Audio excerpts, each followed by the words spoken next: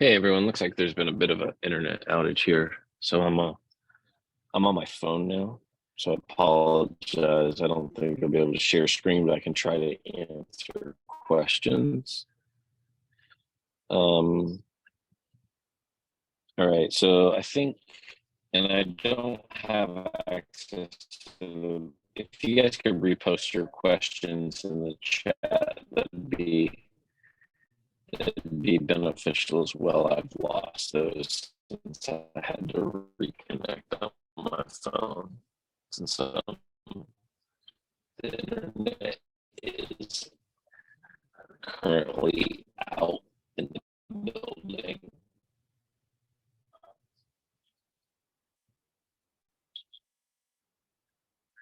Let me just see why everyone's getting that.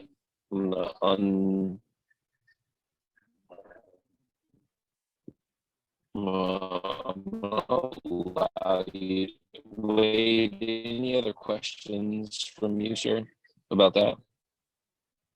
Oh yeah, I guess just part two of that Says you can was talk now, but I don't know how to confirm that from my phone.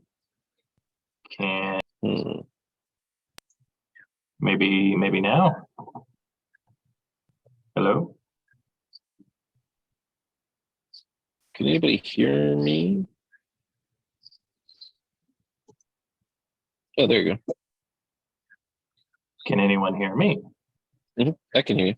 Oh, okay, gotcha. Um, Yeah, my I guess I just can hear you. part two of that was comments. Like if we haven't everybody post comments on these records, what's the best way to notify them that there was a comment and to direct them back to their to add a comment and have that conversation there? So anytime anyone adds a comment to the folder you want to send, you might just use make a custom action on your execution extension called like add comment. What we've done actually in certain times is hide that comment text box in the bottom of the activity view so people don't use that one. But if you built a custom action that just showed like a simple form with a text box that said, please add new comment to this task or this activity, then you could have that flow take that comment and create an email to the submitter or to the assignee or to the whoever, and alert them that a comment was added to one of the folders. Okay. So probably just using a custom entity action is what I would say there. Okay. Yeah, what'll happen a lot with these is that the approving person will want specific information, more information, whatever, from the person who initiated the form. So there'll be maybe, a lot of back and forth for, conversation, and then eventually they hopefully they'll approve it. Okay. That sounds good.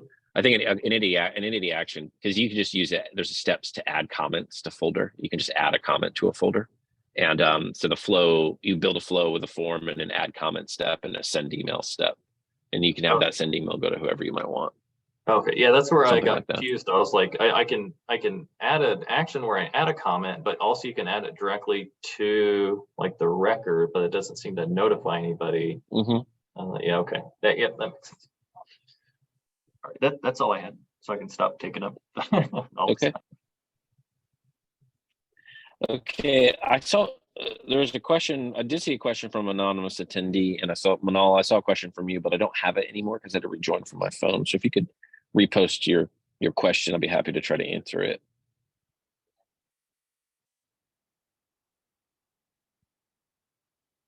I'll give you the ability to speak, Manal.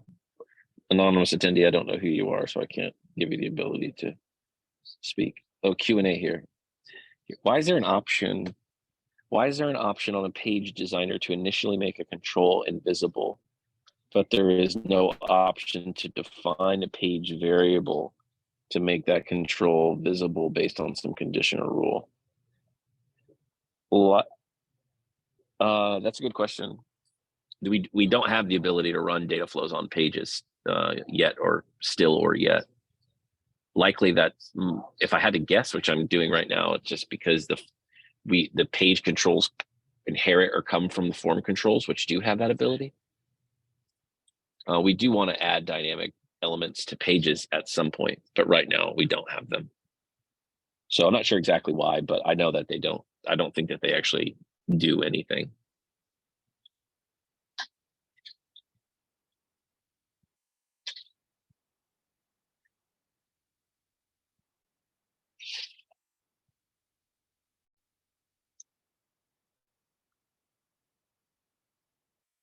Okay.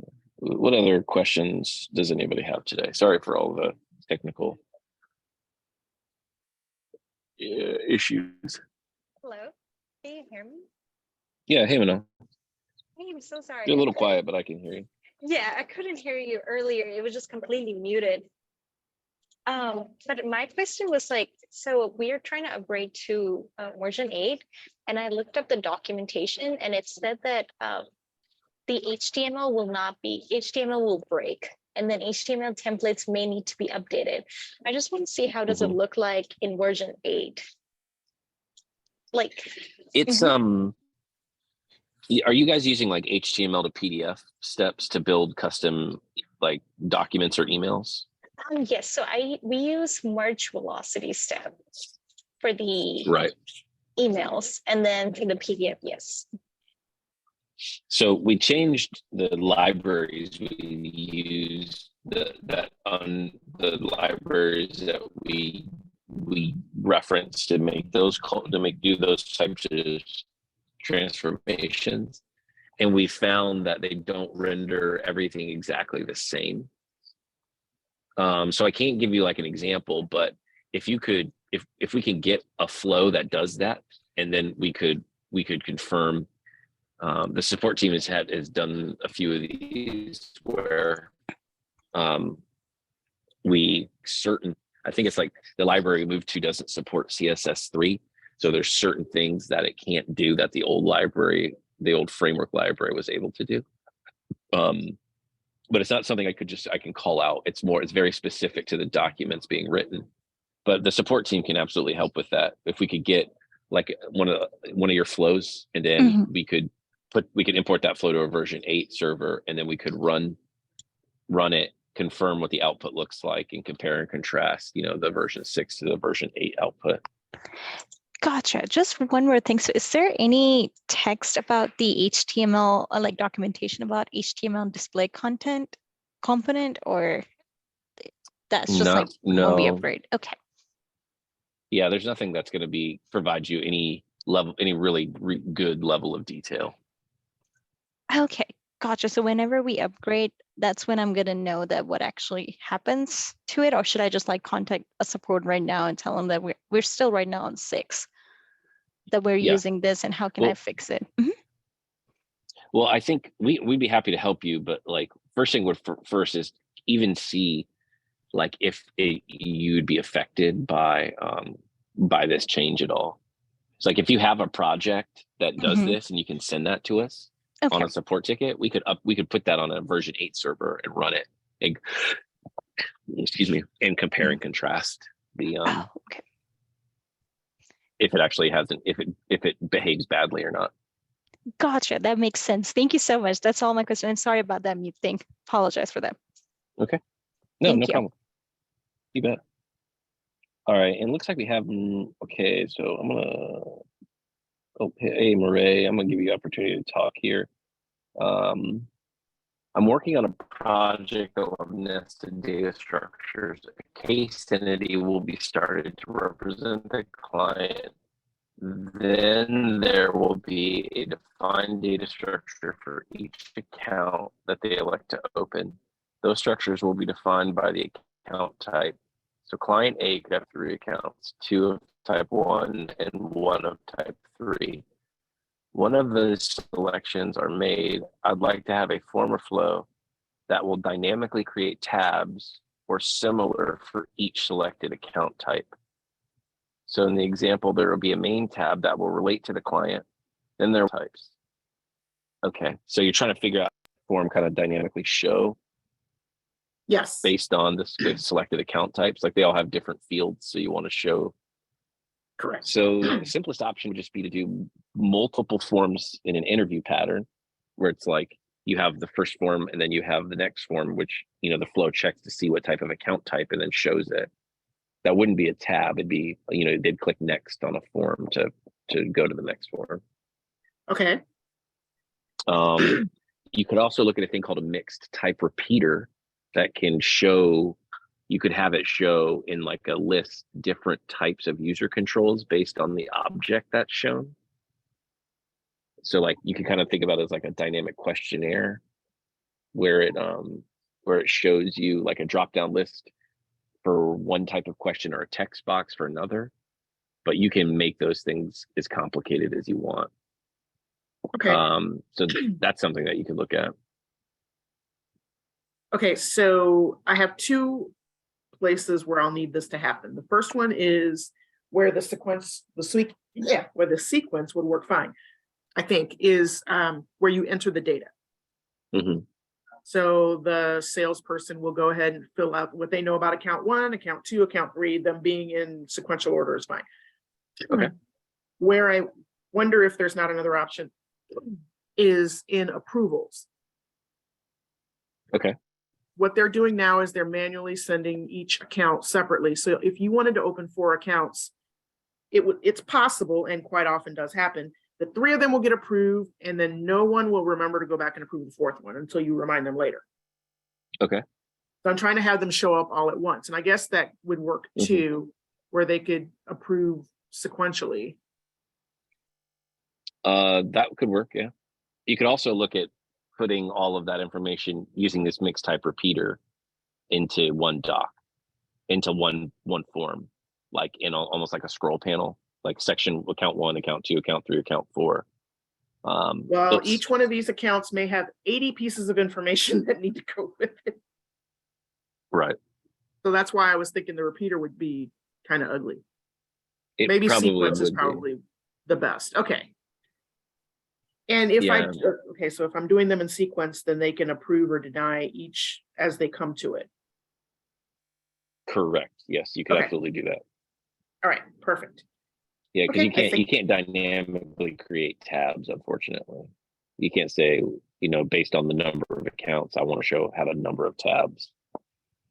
Okay, so I can design a form and it's a financial services thing. So in this case, I would design a form for an IRA, a form for a trust, and then I would go through the data structure and say, if there's 2, then give me 2 of the trust form.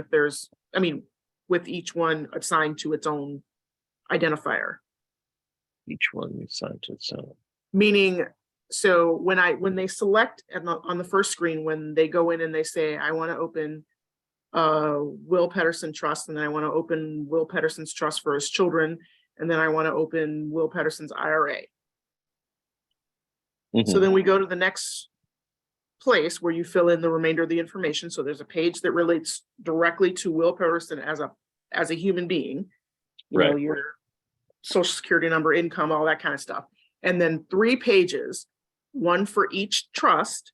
So those 2 will effectively be the same except for the name. And then the third one that's based on the other IRA. So I would have like a list of form and a set of rules that would kind of create them on the fly. Yeah, you'd probably just have like a for each loop, you would have like your form inside of the for each loop. So you'd get like 3 trust objects in. That means that you'd loop 3 times and you'd map each trust object into each, into the form, into the trust form. Then the user would click, approve whatever 3 times and then be down the done path. And you could handle on the out, you could like break out of the for each on the deny path or something. So if someone denies, you break out and go down the denial path. And that way you could have a variable number of approvals required. Okay, I think that'll work for me. All right, thank you. Okay, you bet. What other questions do we have today?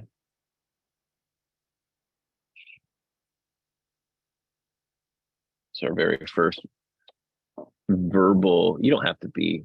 You can get off this. Our very first verbal only lunch and learn. It's 12:30. Most everyone has left because of how terrible this is today because of our internet issues. So I think we'll go ahead and close it unless somebody else has got something.